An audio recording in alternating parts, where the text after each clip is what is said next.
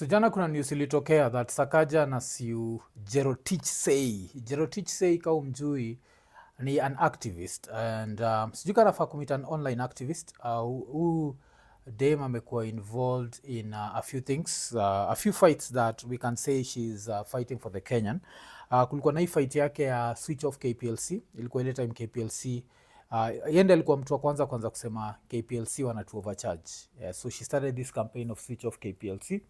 And of course tulikuwa tunamjuaga like akiwa on the side of anti-government for some time. Then during the 2022 elections akaenda ameenda kwa camp ya Ruto. So alikuwa like one of those really vocal supporters wa Ruto. And with that in mind tuliassume automatically, which was a bad assumption, that ana support Sakaja. Kumbe But sasa after the 2022 elections kuna vile Kip Murkomen alikuwa nominated for a CS job, ilibidi abaki amequit like his senatorhood. Then his senatorhood yake kuna vile Jerotich tried to run for it but she was not able to get it. So what happened? She went back to the drawing board and decided to still keep fighting, but this time alikuwa na fight for Kilimani residents. So she's been one of those very big critics wa Sakaja and also very big critic wa hizi high rise za Kilimani. Ushaisikia tukibonga juazo like hizi high rise za Kilimani, anyone you talk to they'll tell you Kilimani is not what it used to be. Like kitambo it was this place that we looked at and we were like but nowadays kuna hizo apartments refu na ziko kwa wingi kabisa. Most of them ziko empty and then they just I don't know zinakaje. So amekuwa kisema amekuwa yani alishia interview fulani last year. And she talked about, was it early this year? I think it was early this year. She went for an interview on Spice FM and she talked about the governor and how the governor kuna vitu anaweza stop but haja stop. Public participation imekuwa ni fake and everything. And in the process ni kama Sakaja ka take offense, and now Sakaja has sued her for defamation. Sakaja anataka 100 million Kenyan shillings. And this is a very interesting thing because Sakaja anasema he's been defamed. And since Sakaja has been defamed, anasema this portray in a negative way. Now swali ni, is there any voter who maybe voted for Igathe who thinks Sakaja has been defamed in any way? And I bring up Igathe because Igathe wakiran na Sakaja, this is back in the year 2022, time flies hivyo. Igathe ali bring up education ya Sakaja, akisema kuwa Sakaja hana university degree. And in the process Sakaja unakunga hiyo time before that I think alikuwa ameishia kwa interview na Nyashinski akabaki amesema vile alikuwa na University of Nairobi, gave all this fake story of how he used to wash clothes for people and then he ended up getting first class kwa alipata first class kwa actuarial science, I don't know, but there was this story about him washing clothes and him ending up owning a Benz while still washing clothes.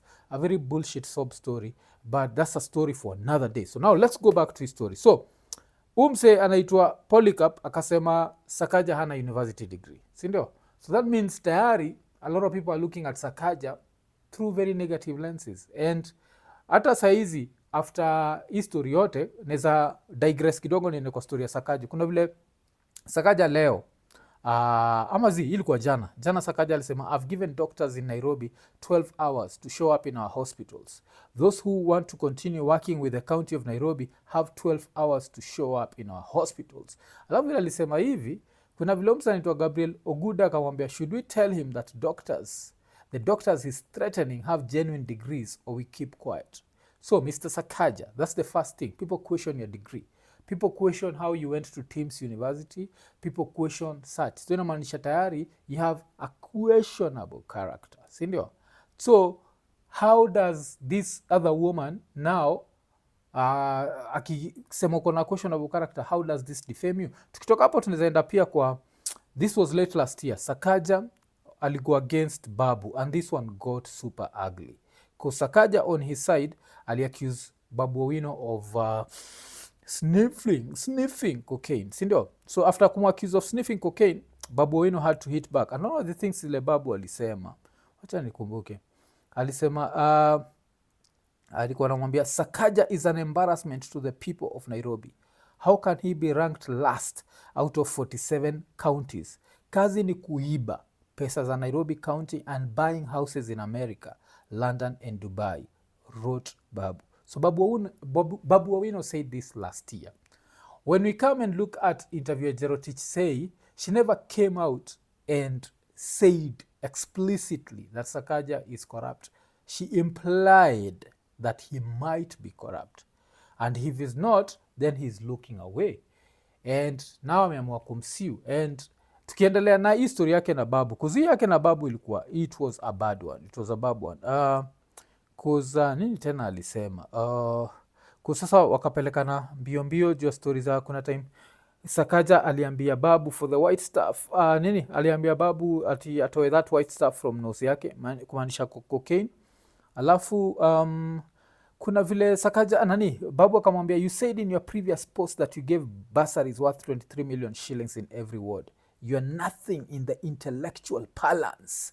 Hence, should stop misusing numbers. We are not in team building activities. You have stolen a lot from Nairobi County and are addicted to alcohol and bang. So nacheki. So I don't know hii lawsuit ya defamation ina come from where, because if this, you let this go last year, inaonyesha we mwenyewe ndio ulifanya watu wakaanza kufeel you are man of questionable character. And I think as a national leader, if you can't take criticism, if you're going to treat criticism as defamation, you're not supposed to be there. Many leaders have been accused of things, a lot of things. Like we had a president and a deputy president who are accused of mass murder and like genocide and all that. And no one cared. And I don't remember them suing anyone for defamation. You are a public official. You have to be questioned. Saizi inakaa ni kama hautaki kuquestioniwa and you're going to run hapa useme umekuwa defamed. Haujakuwa defamed. People still joke about Teams University. How did you go to Teams University? It's a funny whatever. Nairobi County, have you done some positive things? I love the fact that nikitembea Nairobi naona watu wakipiga photos. Do I think that's a positive thing? Yeah, that's a positive thing. Do I think that Nairobi County is corrupt? Yes, it's corrupt. And who's at the top? It's you. The same way Kenya is corrupt. Who's at the top? It's Ruto. And before Ruto, there was corruption, and that was Uhuru. Before Uhuru, there was corruption. That was Kibaki. Before Kibaki, there was corruption. That was Moi. Before Moi, corruption, Kenyatta. And all these people are responsible for the corruption. Kenyatta was responsible, Moi alikuwa responsible, Kibaki was responsible, Uhuru was responsible. We come to the county level. If there's corruption in Nairobi, you are responsible for the corruption. You can't turn around and say you can't do anything. This is not about defamation. This is about whether you can do the job ama hawezi fanya the job. So I don't know hii lawsuit inaenda wapi, and I think that law courts za Kenya zikianza ku allow vitu kama hizi itabaki imeleta shida, because now how are you supposed to turn around and say the government is corrupt if every time someone hints at corruption? Because have you gone to Kilimani? Do those places look the same to you? Like, who wants to live in Kilimani today? Isa joka unaishi Kilimani jo, but kwa unaishi kwa those two funny apartments pa Chinese wametengeneza, like unajua like unashindwa hapa hata watu wanashondeaje, like ma apartments ni kibao, watu wameanza kuhangua kwa inakanika ni pipeline, watu wanaita pipeline. At least ukienda pipeline you pay the pipeline rate. Ukienda Kilimani you're paying that premium rate for what? And so Sakaja, I think you've always been a man of questionable character, and it's not just you. All governors of Nairobi have been men of questionable character. There was Sonko, a man of questionable character, a man who literally rose from the dead. Alafu kulikuwa na Kidero is a billionaire and he's always been employed. Unacheki. So these are people of questionable character, and it's just that, like, there's no defamation there. It's just people questioning, because we are a country that has freedom of expression, and that's what we are saying. You are men of questionable character. Prove us wrong. Wacha tuamke tupate zero corruption. Wacha makanjo, wacha kutuharas katikati ya tao. Wacha kila kitu anza kuran. Yani nikiendea any license and what naipata vizuri. Wacha tuizima house zinatengenezwa zile ziko na more floors than they're supposed to have. All those need to stop. So hilo suit ya Sakaja, if you are to ask me, I think it's dead in the water, but let's see. Unajua siku hizi kuna vile nimesikia executive wakisema walisign deal na judiciary, so you never know with the Kenya judiciary, but all in all, ikonene.